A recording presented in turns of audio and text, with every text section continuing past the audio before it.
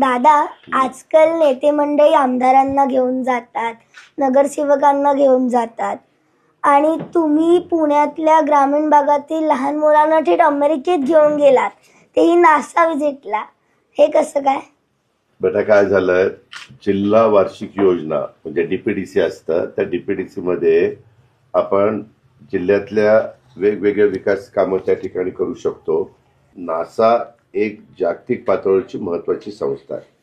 गोरगरिबांच्या मुलांना, हुशार मुलं, परंतु जिल्हा परिषदेच्या शाळेमध्ये शिकणारी आणि गोरगरिबांची ती मुलं काही परदेशामध्ये जाऊ शकत नाही, कारण लोकांची आर्थिक परिस्थिती त्यांच्या आई वडिलांची नसते. ह्या मुलांना जर लहानपणी त्यांचे जे बुद्धिमान आहेत त्यांचं सिलेक्शन आम्ही करतो आणि त्यांना पाठवतो. आता 25ची बॅच आपण पाठवलेली आहे आणि त्यांना तिथं गेल्यानंतर नासा म्हणजे काय, जगात काय चालतं, कशा पद्धतीनं चालतं, एक कॉन्फिडन्स त्यांना येतो. तो येण्याच्या करता आपण ते पाठवलं, असं आपण केलं.